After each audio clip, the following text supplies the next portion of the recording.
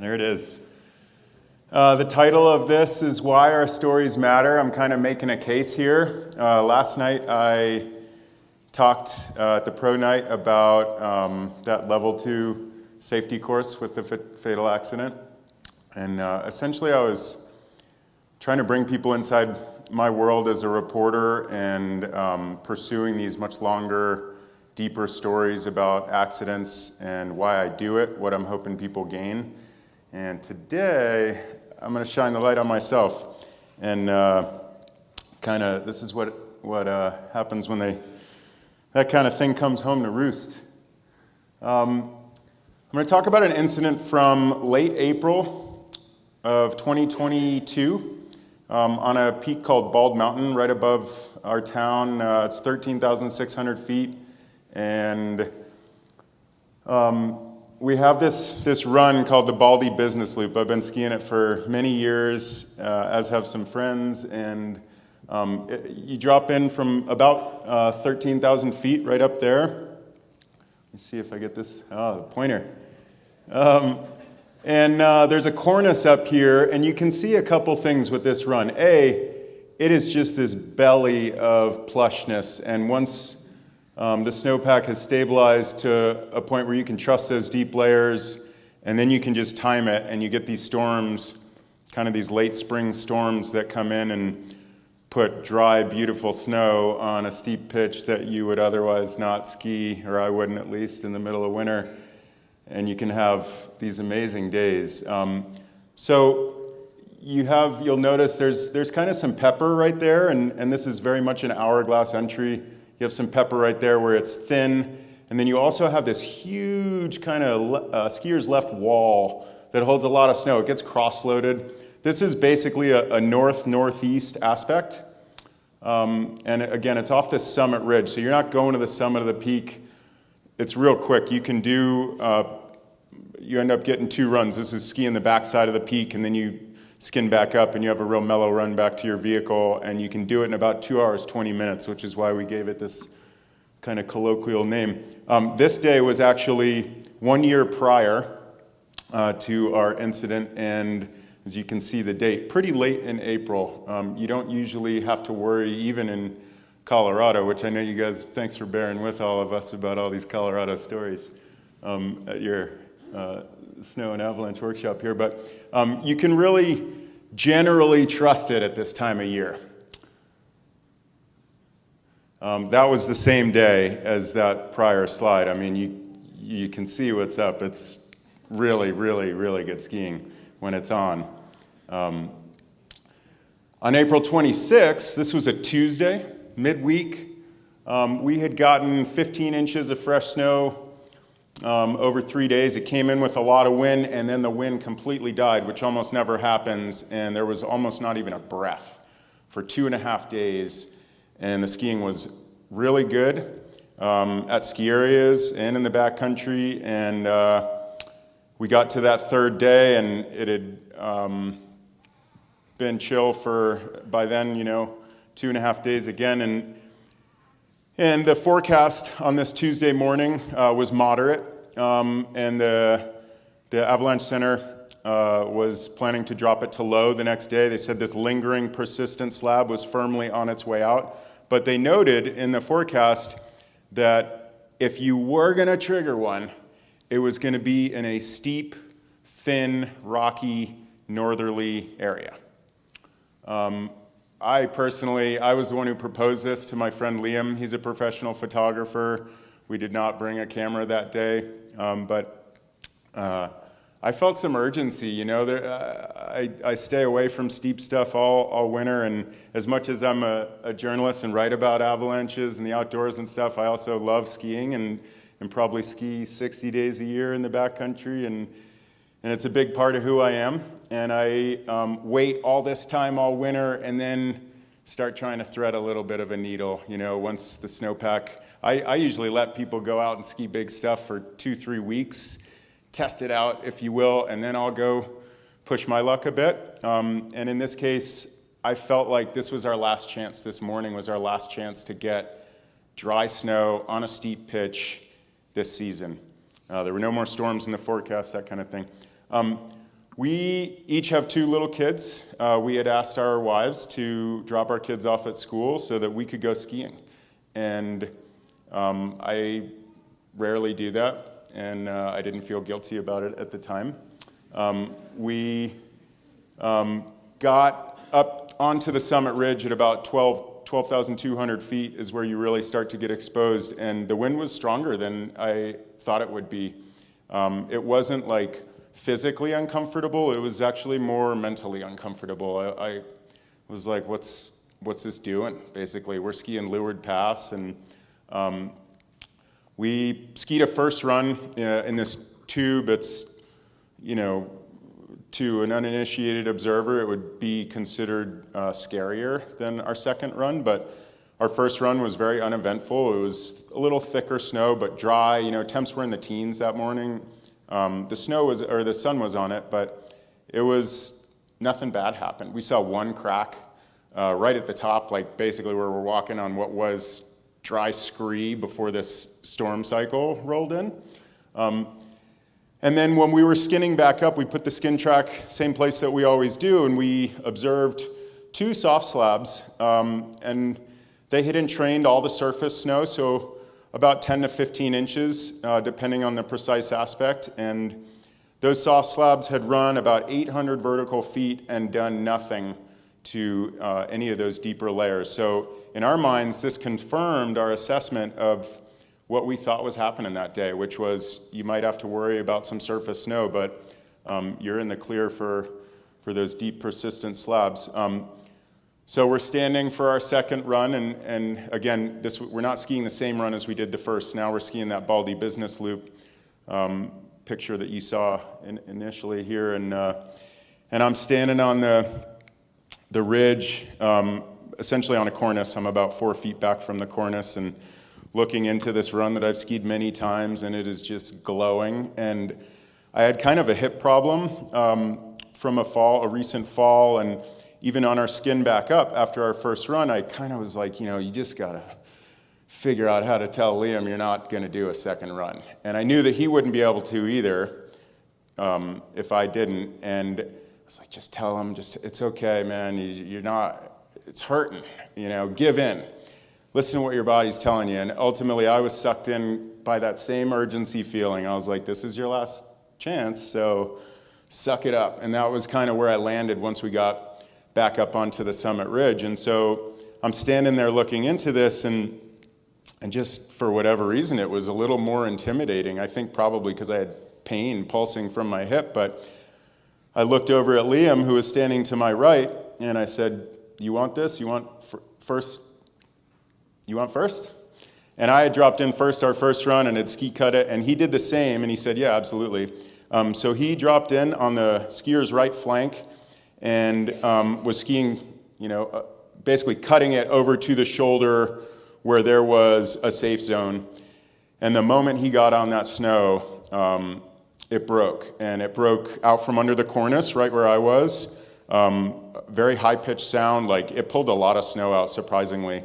And it pulled it back from the edge as well. So I had given myself about a 4 foot buffer, and it took about 2 feet of that. So pulled out a pretty surprisingly sizable chunk. And he was now on that moving slab, and it was a wind slab. And I just screamed from above, and I said, get right, get right, get right. And he did, and he was high stepping, and he barely got off the slab to his safe zone, luckily. And then we just turned into gapers, basically. We were transfixed. I know I personally was. And I started watching this wind slab run down. And when it got to that little peppery, thinner part, right by where that hourglass start zone consolidates and funnels into the main gut of this chute, it stepped down. And it pulled out about a 3 foot deep persistent slab from that thin area. And surprisingly to me, it remained confined to the gut. It was about, the wind slab itself was about 50 feet wide, and it was about 4 to 5 feet thick right under me, basically. But where Liam had dropped in, it tapered really quick, and it was, 25 feet to my right. It was about 6 inches deep. So the meat was right here, and then there was not a lot of weight being put on the snowpack anywhere but right in that gut. And that's where the gut triggered the first step down. And so we watched it, and it stayed confined to that gut, but it gouged to the ground, and it ran the full length of that chute. And let me actually go one more. So that was the wind slab. You can kind of see Liam was dropping into my right here. He probably dropped in right there and was then immediately on the moving snow, and he ended up getting off of it right about there. So we watched this thing run, and it ran all the way to the bottom into the flats. There's like a 5 to 10 degree basically run out, and it gets real flat. And right when it got to there, we watched that whole left wall that I showed you early on. I'll go back to it just so you can see. But this whole zone right in here just basically liquefied from up here, actually. And so that everything you're seeing in white suddenly was moving downhill. And that ran full track as well. And it did nothing. You can kind of see the beginnings, but there's a rocky rib here that if you're standing up here and you look, there's a much bigger basin over to the skier's left here. You would be like, there's no way that anything that happens in this chute is going to affect the rest of this basin. So, we're watching this go down, and that left side liquefies, and it ran all the way to the bottom. And we were just both like, holy shit, we're watching right now.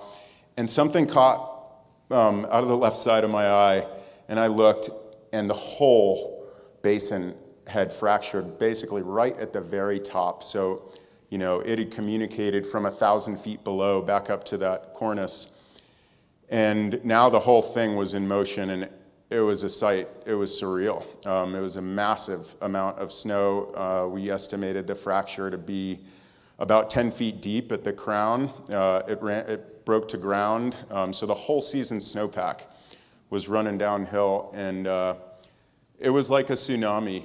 It was just astounding to see. You think, I had just, again, worked for 2.5 years on this other story involving a persistent slab, and I had called Avalanche experts around the country and always asked them, what do people misunderstand about persistent slabs? And often their response was, you think you know what it can do, and you don't. And that was the case with this. I thought that I had a general idea how something would go down in this basin, and I couldn't have conceived what I was watching in advance. This is a picture. We decided not to go down into this basin after this happened, but I actually have regrets about that sometimes. I'm like, God, if you could have just gone to the base and looked back up, you would have had crazy perspective. This is where Liam had dropped in, right where that red line is up here. So we were over here, we were skiing that run, and now you can see better that rocky rib that separates these terrain features, albeit it really is one gigantic avalanche path that we didn't grasp at the time. And so, you had this little wind slab right there. You can see where it was thickest, about 4 to 5 feet right under that cornice. That ran the gut. You can see the gut right there. And then it's hard to tell, but that's where that liquefaction, kind of that first sympathetic slide occurred once that gut got to the bottom. The bottom's down over here somewhere. And then that sympathetic one ran full track, and that's what triggered this. And it actually extended almost to directly below where I'm standing to take this picture, so you still don't grasp the full width. But it was deepest right there. And again, we thought it was about 10 feet deep. It's an estimate. But under here, again, where we can't see, it was about 8 feet deep on this northern edge. And we looked at topo maps afterward, and it spanned about a half mile, which is why the scale is tough to understand without standing up there. But it was about a half mile from right there, the trigger point, to this edge over here. And this was after we had started walking down and got a different perspective. But what was interesting is these lobes. again, you would think if it's going to break right at the top, right there, that's the thickest, most recently loaded part. And it was surprising how it just, you think you know what it can do, and it does weird things. But again, it didn't pull out right up to here. So just the unpredictability there.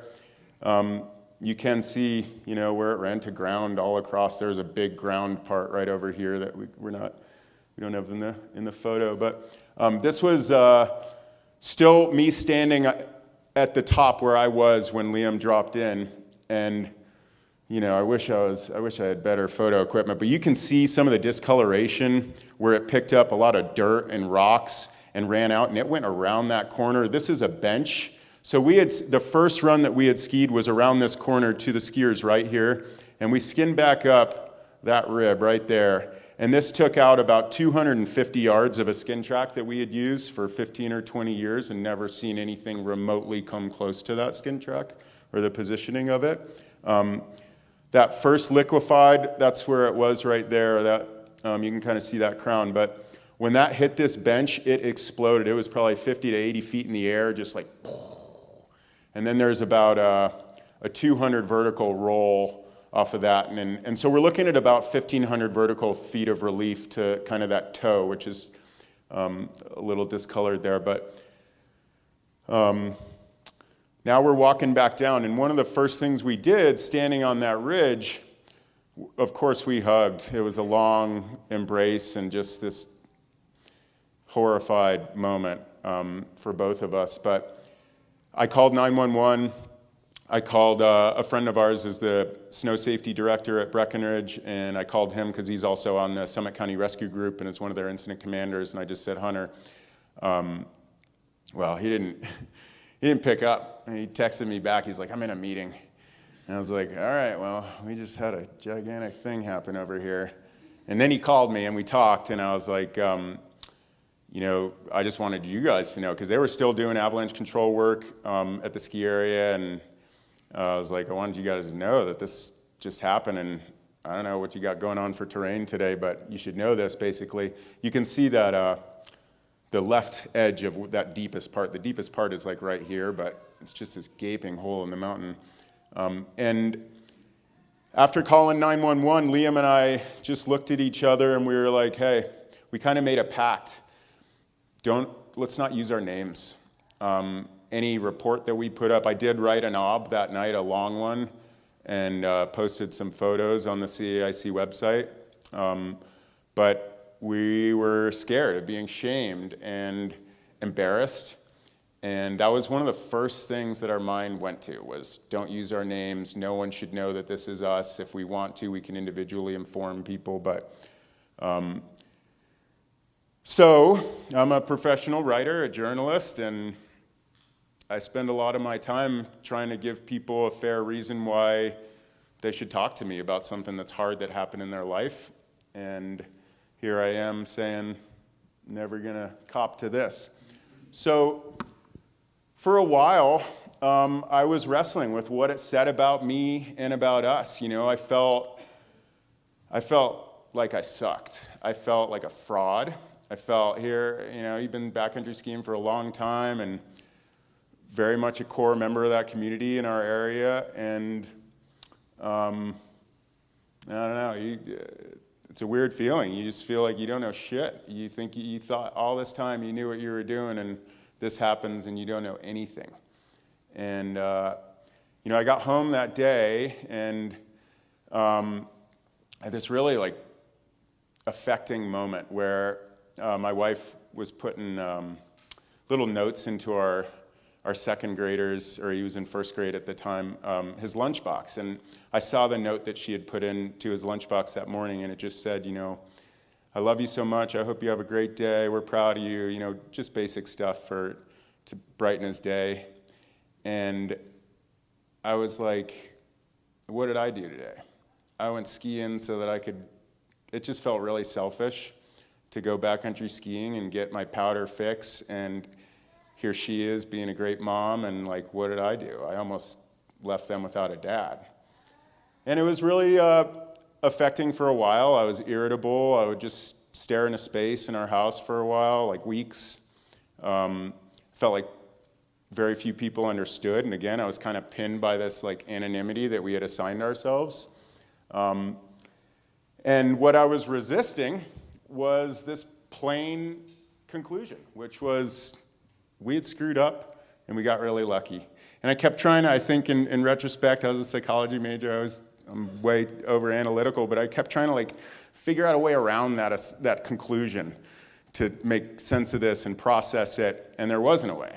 And when I finally accepted that, I was like, okay, now you can move on and talk about this, but still not right about it.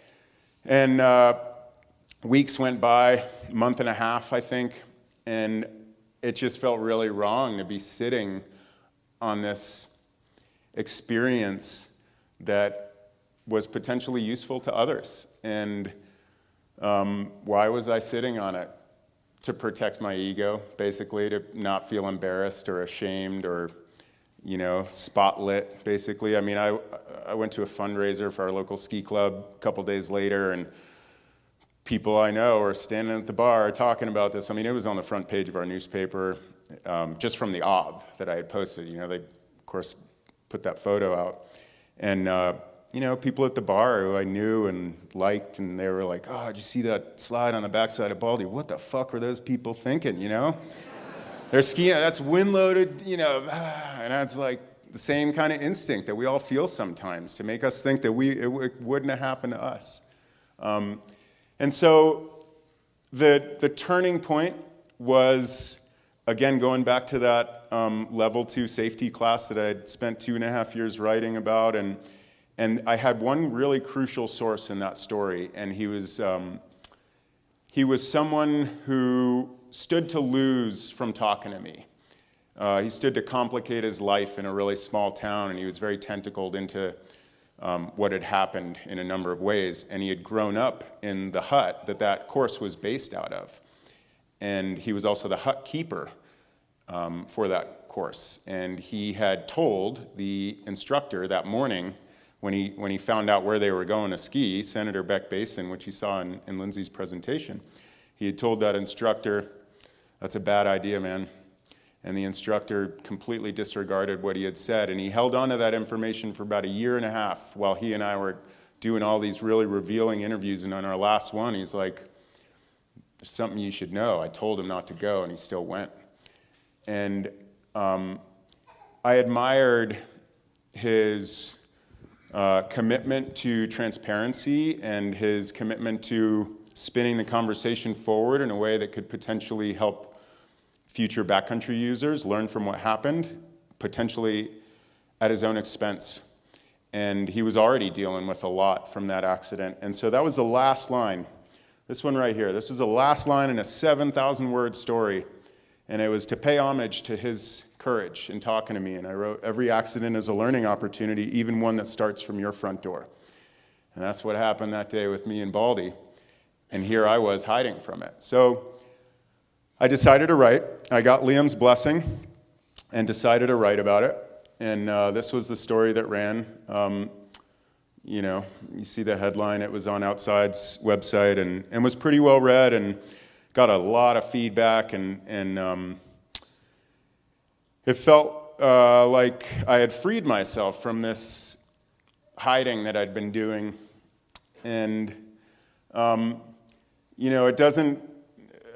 Every time I came to a point in writing that story, and I went through multiple drafts and versions and kind of honed the message, but every time I came to a point where it was like, you could hide or bear it, and I just tried to bear it every time, and yet, it wasn't without tough moments as well. We missed a crucial warning in that forecast. They told us exactly where, the chance of a persistent slab releasing was really low, but if it was going to release, it was going to be in a steep, rocky, thin, northerly facing area. And that whole chute wasn't that, but we were passing through exactly that terrain. I had a friend, kind of my mentor. He was a forecaster, a government forecaster for like 25 years, and we ski together a lot. He's in his late 60s now, as I love to remind him. And he came over a couple days after this happened, and I was like, Scott, the only sign of instability we saw was this one little crack on our first run. And he's like, other than fresh snow and wind. And I was like, yep. And Scott had always told me, when you're going out to ski, you don't look for signs to confirm, to give you permission to ski it. If you're really doing it right, you are looking for reasons not to ski something. And there were reasons that day. And again, it comes back to this urgency and wanting to get ours before it wasn't gettable anymore. But, we had eliminated, in my mind and in Liam's, we had eliminated deep slabs from our concern. There's a difference between eliminating them and considering them very unlikely. And we had eliminated them, and we shouldn't have. We discussed the likelihood of encountering a wind slab that morning on our skin up. And I thought, even if we hit one, if we trigger one, it's going to be small, and we'll be able to manage it. And the mistake there is the moment you get moving snow, I couldn't have predicted that it was going to be 4 feet thick right from under my skis, in that cornice. But when you get moving snow, all bets are off. Any calculation you've made to think you're going to be on the right side of the line, it's out of your control now. And so that sequence, it was 4 different avalanches in one path, sequentially occurring. And, that when the gut stepped down, that initial step down, that wasn't enough weight to trigger that whole bowl. But it was enough weight to trigger that hanging wall on the left side, and that was enough weight to trigger that whole bowl. So that was a big lesson for me. We were trying to thread a needle in spring. I'm sure you guys do too. Cam's talk today, I think, highlighted that really well. And, are we evaluating things the same in April as we would earlier in the season?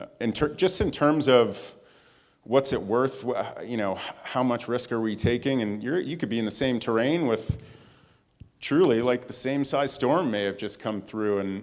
And when you think just because it's spring, as I did that day, you're discounting something pretty crucial. And then that's kind of tongue-in-cheek, that last one, but it amazes me that I take a lot of photos when I'm out skiing. I think it's a fun way to, collect memories, and it amazes me that neither of us filmed that avalanche, because if we had, I swear, it would have been on the Today Show the next morning. It was the craziest thing to see. Afterward, I got some phone calls. Again, here I am like, don't write. Write about it. And now I'm just like, wondering what's going to come back to me. I got some really heartening phone calls from people I respect a lot. Dale Atkins is a big name in the Avalanche world. Mark Gober was a key source for me with that Silverton story, and longtime forecaster Jason Konigsberg, who you guys heard talk here. All of them were like, I'm so glad you wrote about that. I had a really close call with a persistent slab. I was buried. I felt like I was a fraud. Mark told me that, and it was just, it reinforced why I decided to write about it ultimately. I got an email from another, again, a government forecaster, and she said, when I read your article, I said to myself, that's easily the best, most important article on the topic I've ever read. I'm thankful you overcame whatever hurdle of shame or guilt in order to write about it. And I bet your story saves at least one person's ass sooner or later. I also got a call from a friend who had skied Mount of the Holy Cross. It's a 14,000-foot peak. There's a cross couloir that there's about a 70-foot cliff halfway down it. So it's one of the 50 greatest ski lines in North America. But I've skied it once, and I heard that he had skied it and that they had triggered an avalanche right off the top that same day. And so I was like, hey,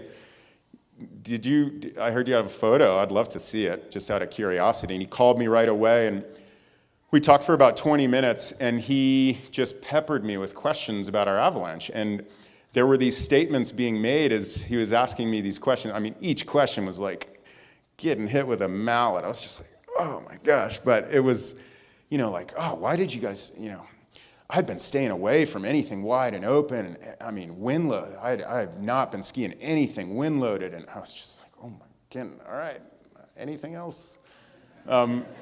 But, at the end, and they'd used a rope to cut the cornice, and it triggered a wind slab, just like ours. And it didn't step down, but that's a fatal path, basically. That cliff is, you got to kick out, and if you don't, you're done. And they still skied the Cross Couloir with hang fire. And I was like, well, I didn't see an ob. Did you post an ob? And he said, oh, no, we didn't get back to the truck till 9 o'clock. And I was like, people read obs at 6 a.m., and I felt like there was an opportunity missed to share some information, especially as I was getting beat down for coming forward, And then another thing worth noting, so Baldy, again, has all these big runs off the backside and is a relatively well-known place to ski in the spring. But there had been one other close call in the 20 years that I've lived in that town on Baldy's backside. And then ours happened.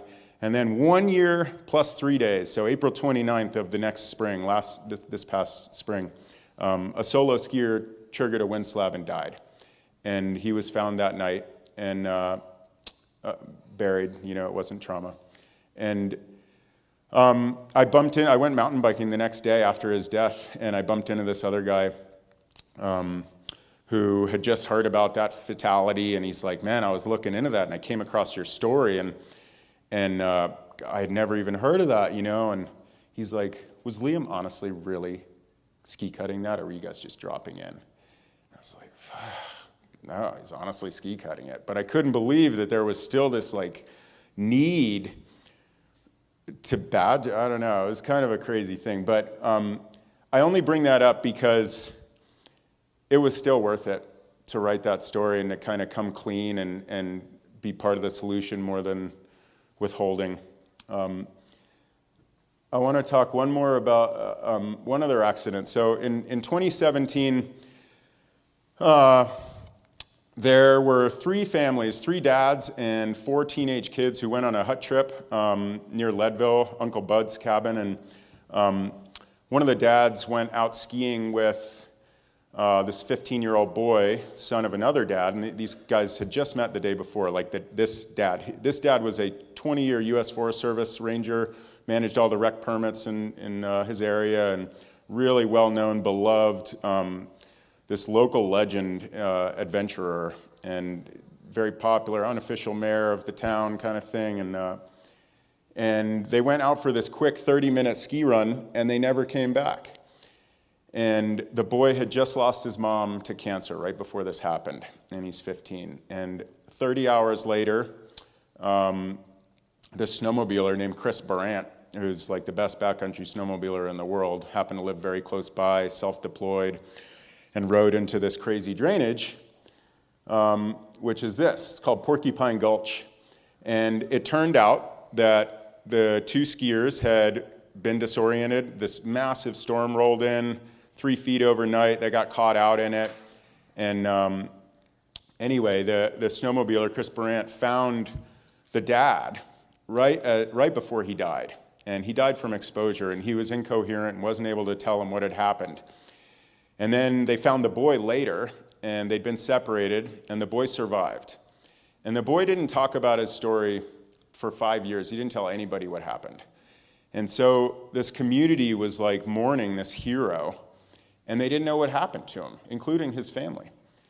And the boy was just traumatized, and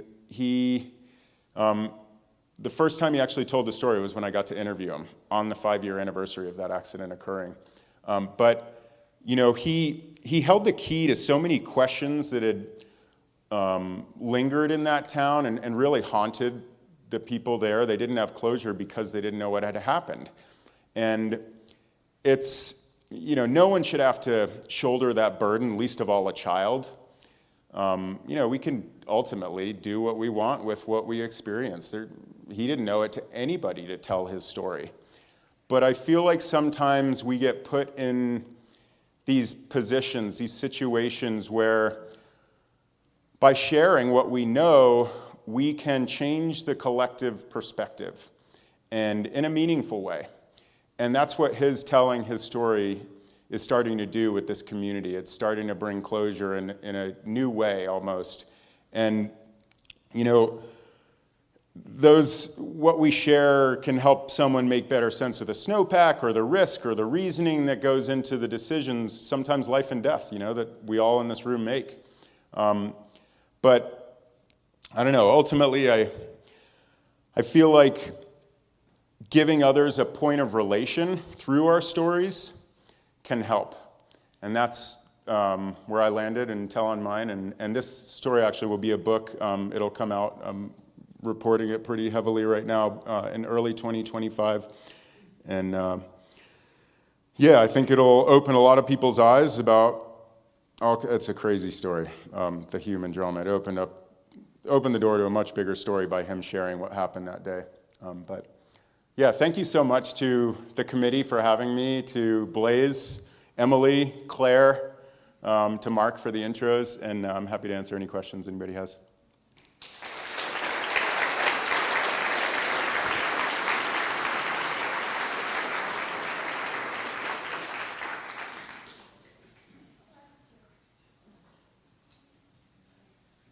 How long did it take you to tell your wife your story? I called her right when I got back to the truck. Yeah. It's funny because I was skiing down. The front side is like a 20-degree bowl, and you ski back to your vehicle. And I was skiing down, and I was like, I actually said out loud, I said, the alternative has to be enough. You have to be okay with not skiing powder. And corn is fine. I mean, I'm sure plenty of you chase powder too. It's intoxicating. Yes. It will be released nationally. It's HarperCollins is going to publish it, and hopefully I know there will be a tour, and I would love to come to Montana as well. But there's a working title. I think they're going to change it, but hopefully you will hear about it somehow. Yep. Yeah, thank you. Yes? As far as when it was Liam, right? Yep. When he dropped in, you were yelling at him, like, move right. Can you speak to, like, when you're in a situation like that, when you're panicking, when you're freaking out, and you're just like, you care about that person, so you're yelling at them. Do you guys debrief and talk about how effective that communication was? Or if you were the one that was doing that, and he maybe didn't yell or just froze and look at you like, that happens really instinctually, but giving that communication and like kind of aggressively, was that helpful? He said yes. We did debrief that part. We didn't talk about, I didn't say, do you have a predetermined safe spot that you're going to ski to if on your ski cut the snow starts moving? He had, though. So he was already going there, but he said the urgency that I heard in your voice was what kind of made me try to start high stepping. He was skiing at a 45-degree angle, so he was doing everything right. If he had not high stepped, I don't know if he would have gotten to that safe place. And once it went into that funnel, I think it would have been really bad. Because where it stepped down, I think there would have been no way off that moving snow. And once that deposited him in the flats, he would have been far enough out into the flats that he would have had to move so far before that next left side wall debris came down, and certainly before then the entire basin came down, that I don't think he would have had enough time to go anywhere to a safe place. And even neither of us was wearing an airbag pack that day. Even if he had been in that situation, I think he would have potentially just been sitting on top of that first debris pile and exposed still to that overlapping debris coming down. But I was grateful that he had thought about where he was going to go if something started moving.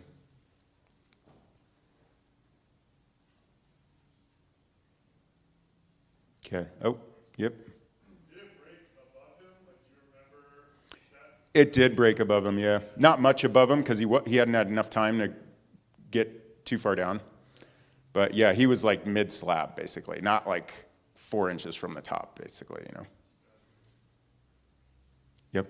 Has the weather taken a change since you see that first run and before you stand on top of that? If anything, maybe it would have possibly warmed by like 2 or 3 degrees. But it was a bluebird day, and the wind was the same when we were standing on top both times. Yeah.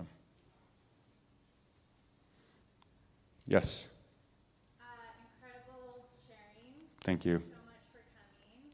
Thank you to the organizers for bringing in this last way to end. Like, it's so rad to learn all the like data and the learning and all the stuff. But this is like this human aspect that we all get to like be blown over by, and you're just so brave. Thank you. I'm just so overwhelmed by your sharing. So I just want to thank you. Thanks for saying that.